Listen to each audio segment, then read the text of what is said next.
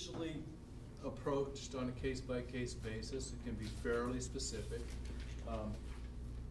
But for the most part, people have maybe underplayed the importance of mutualistic interactions in environments and among organisms. That because it's a little less obvious, they won't necessarily pay attention to it. Some of the things they take for granted. So, for example, all animals have gut microbes in them, and those microbes often help them digest their food, and they can be disrupted by different things. So the question is, is that a mutualism, or do you just, in ecologically, or you just assume they always have those gut microbes in them, and so that's not something that you worry about as far as ecological study, even if it's vitally important to their function in the environment. We're starting to know that they're more important than people think, because human health is dependent upon the microbiome. So, for example, the rate that we can gain weight is dependent in part upon what the gut microbes we have. Presumably, those same types of relationships happen with fish and other animals that have guts, because they just haven't been studied. Like, people care if people get fat. People don't care if fish get fat. So, or they do, but not to the same degree. One of the really interesting things are these multi-species flocks in Lake Tanganyika. Really neat evolutionary adaptation to mutualism. And in this case, you have a group of species that nest together of different, and they all look out for predators. And if they see a predator, they'll either get together and try to drive the predator off as a group, or at least they'll send up an alarm so that they can all protect their individual eggs. So this is an example of multiple species being involved in mutualism. Each one takes a little bit of a cost, but the benefit is much greater than the cost. So one of the general ideas of mutualism is that for little cost, you get a big benefit. If you can put some of those costs off and spread them out over a lot of organisms, then it helps you survive in the environment. One of the big areas that mutualism and facilitation has come up is in wetland plants. And there's been several places where that's been put out, but in terms of general ecological, community ecological theory, this idea of facilitation and mutualism has really taken a toehold in this particular area. Mark Burtness has done a lot of this work, and Ray Calloway in Montana has done a lot of this work, and they've sort of changed the view of some people as far as community ecology, because traditionally community ecologists would look at predation, they would look at competition as a structuring force, but they wouldn't look at mutualism as a structuring force. Part of the reason that it's hard to think about mutualism as a structuring force is because there's no argument that everything shouldn't just be a mutualist, right? Because they both benefit, right? So why wouldn't you do it? And it feeds back mathematically, but it's difficult to deal with in the mathematical models, and so people just sort of glossed over it. How might wetlands facilitate each other in harsh environments? So there's a couple ways that they've been shown. One is that if you have an area that has an intense wave pressure on it, right? If there's a lot of erosion, a group of macrophytes that have their roots tightly together, and if they have different architectures, they'll have different ways to strengthen up, essentially, and they can resist being washed away or eroded.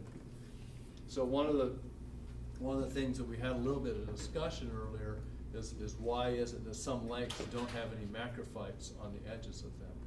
And the reason for that is that the wave pressure is the shear force just basically takes them off of the outside of the lake. And one of the ways that they can get around this is if there's a mixed assemblage, they can sort of knit themselves together and resist that erosive and shear force of the waves. So that's one area. Another area is the idea that wetlands are anoxic, and all plants essentially need oxygen down to their roots. And so they have these tubes, these vascular systems that let oxygen go down to their roots. And we talked about this with regard to the global methane cycle. What was the point there? Anybody remember that? The methane also escapes through those tubes. Right, the methane can escape those tubes, and the methanotrophic bacteria can't get it because it's escaping through the tubes. But also, if you have denser root populations and you have oxygen going down in there, you can facilitate the other species because the whole environment's getting more oxygenated and it's more hospitable to the organisms. And this would include doing things like taking the sulfide, which is toxic, and reacting it to sulfate, right? And all these things that go on in anoxic environments that are not good for most higher organisms, most higher plants and animals. And invertebrates may facilitate each other in feeding relationships. Let's see if I have an example of this one. I'm just going to talk about it. One of the places where this has been talked about a lot is in Puerto Rico, where they have these freshwater shrimps that ultimately evolved from marine shrimps, and they swim up, and they do pretty well in areas above waterfalls where the predatory fish can't get in. So these are shrimps that can get pretty good size. But there are shrimps that rip apart coarse leaves and eat them, and another species that will filter out the fine material and eat that. And it turns out that the fine material is not generated if the species that uses the coarse material isn't there. But if the species that uses the fine material isn't there, then that coarse material gets smothered out, and then the nutrients that get locked up in that fine material aren't there to stimulate the microbes that are growing on the coarse leaves as well. Because all these organisms that break down detritus aren't really eating the dead leaf material. What they're eating is the microbes that are growing on the leaf material. So the two species tend to allow each other to facilitate each other's existence in this particular habitat.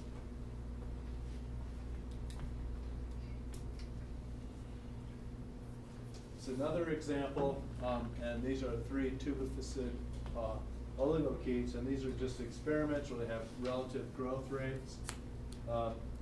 And we have these Limnodrillis, tubifex, and Peloscolex. And each one of these is grown alone.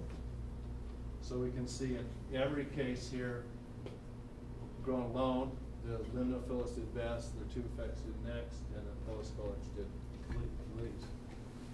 But when we put the tubifex in, the Limnophilus grew faster. When we put the other species in, it grew faster. And probably together they don't really have any effect, right?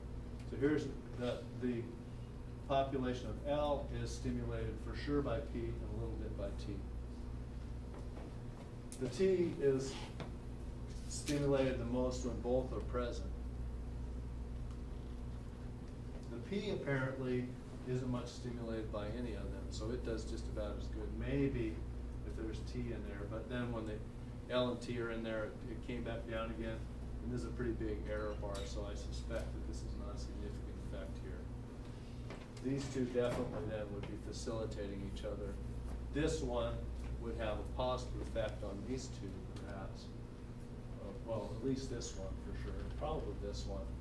But the effect is 0 on it. So this would be an amensal relationship with a +0 interaction. So when we talk about other interactions in natural communities, the really common thing is to have an interaction where an organism has a positive or a negative effect on another organism, and that other organism has 0 effect on it. So we have negative effects on many organisms on Earth, so we have a lot of amensal reactions with them. We have minus reactions and they have no effect on us.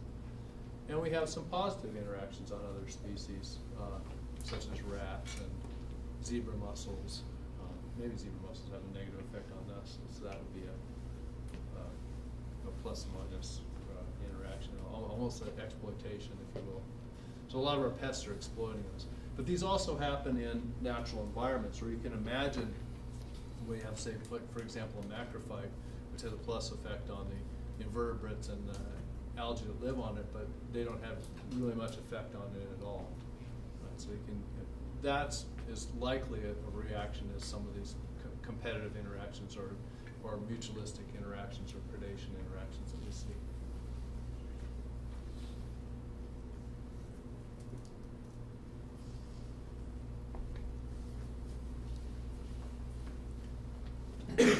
So that brings up this idea, the idea of when one species has a strong effect, another has a little effect. And I want to talk a little bit about how my view has evolved on this idea and as an ecologist and these complex species interactions related to some of the work I did as a postdoc at Freshwater. And my idea was taken from the marine literature that organisms living on algae, the epiphytes living on algae, were harmful because they increased the shear force and they allowed it to be detached more easily in response to higher water velocities. And they competed for nutrients with them, so they have a negative effect on them. And there should be a trophic cascade because the invertebrates should essentially, are a cascade of type, because the invertebrates should eat the epiphytes, and clean off the Cladophora. So this is like seagrasses and some other species have shown this kind of thing. And I thought that this would be true in rivers and streams. So I went out to look at this, and I think the main thing is interactions are more complex than you think they're going to be, and you're usually wrong about the way things are until you go and study them. But that's why we go study them. That'll be the bottom line. So the first thing that I found was I looked at the drag on the Cladophoras. It's just like the experiment that we did in lab, right, where we increased the water velocity on the Cladophora in the flow chamber, except for instead of having it just attached onto a clip, I had it attached onto a clip on a scale. And I just could see how much pressure there was on it for a set amount of water velocity. And then what I did is I slowly added sediments to the system, and it clogged the Cladophora up just like the epiphytes would. And what happened was, is the drag went down. It was exactly opposite what I thought should happen. And I also measured drag per unit weight and then used a sonicator to knock the epiphytes off and measured how much epiphyte there was on there. Again, the drag per unit mass went down with more epiphytes. So this had me scratching my head, right? When I was thinking about it though, when I realized it got back to Reynolds numbers, which, you know, I keep coming back to this guy. I warned you that it would come up again and again. So if you think about it and you have this filamentous mass and water's flowing through it, what happens as you start plugging up the holes that water's flowing through? Flow over instead of between. It tends to flow around it, right, instead of between it. So the viscosity comes up. That's why boats are smooth, right, instead of screens, other than they wouldn't float. But you don't want to have water going through the outside of it. You want to have as smooth of a surface to put it around. So it basically streamlined the whole thing and decreased the drag. But when I measured the water velocity going through the inside of it, you could see the water velocity fell off a lot more when there were more epiphytes and when there were more sediments in there, which decreased something else that's vital to these organisms. So if the water velocity drops off, what also decreases as well?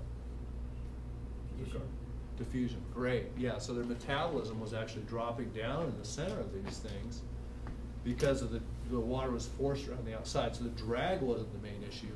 It was more the diffusion that was getting choked off into the center that was decreasing it.